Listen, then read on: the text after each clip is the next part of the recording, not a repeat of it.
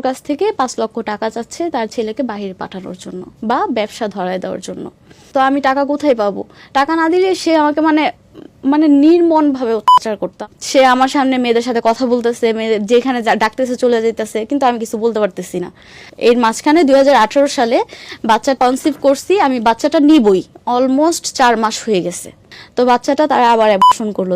ওই সময়টা মনে হয় যে আল্লাহ আমাকে পৃথিবীতে কেন রাখছে, মানে আমি যদি মরে যেতাম ওই সময় তাহলে হয়তো অনেক ভালো হইতো। তো সে এরকম ভাবে অত্যাচার করতো, আমাকে বলার মতো না যে টাকা দিবি নয়তো সংসার করব না। ঠিক আছে, আম্মুর কাছ থেকে ফোন দিয়া মিথ্যা টিথ্যা বললা ১০,০০০ ১৫,০০০ টাকা আইনা তাকে দিতাম। সে যে ফোনে জুয়া টোয়া খেলা শেষ নষ্ট করে ফেলতো।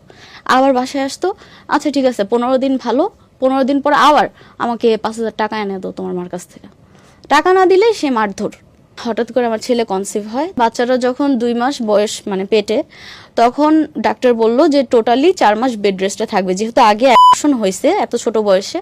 তো আমার আম্মা গেল, আম্মাকে বলতেছে যে আপনি এখানে থাকেন, যা খরচপাতি লাগে উনি দিবে। আমি কিভাবে দিব? আমি তো বেকার, আমি তো কাজ করি না। আমার আম্মা বললো যে আমি আবার মেয়ের জামাই বাসার কাছ থেকে ৫ লক্ষ টাকা চাচ্ছে তার ছেলেকে বাইরে পাঠানোর জন্য বা ব্যবসা ধরায় দেওয়ার জন্য। তো আমি টাকা কোথায় পাবো? টাকা না দিলে সে আমাকে নির্মম ভাবে অত্যাচার করতাম। সে আমার সামনে মেয়েদের সাথে কথা বলতেছে, যেখানে ডাকতেছে চলে যেতেছে, কিন্তু আমি কিছু বলতে পারতেছি না।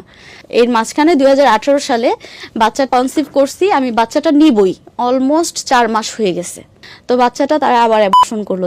ওই সময়টা মনে হয় যে আল্লাহ আমাকে পৃথিবীতে কেন রাখছে, মানে আমি যদি মরে যেতাম ওই সময় তাহলে হয়তো অনেক ভালো হইতো। তো সে এরকম ভাবে অত্যাচার করতো, আমাকে বলার মতো না যে টাকা দিবি নয়তো সংসার করব না। ঠিক আছে, আম্মুর কাছ থেকে ফোন দিয়া মিথ্যা টিথ্যা বললা ১০,০০০ ১৫,০০০ টাকা আইনা তাকে দিতাম। সে যে ফোনে জুয়া টোয়া খেলা শেষ নষ্ট করে ফেলতো। আবার বাসায় আসতো, আচ্ছা ঠিক আছে ১৫ দিন ভালো, ১৫ দিন পর আবার আমাকে ৫,০০০ টাকা এনে দাও তোমার মার কাছ থেকে। টাকা না দিলে সে মারধর। হঠাৎ করে আমার ছেলে কনসিভ হয়। বাচ্চাটা যখন ২ মাস বয়স পেটে, তখন ডাক্তার বলল যে টোটালি ৪ মাস বেড রেস্টে থাকবে, যেহেতু আগে অ্যাবর্শন হয়েছে এত ছোট বয়সে।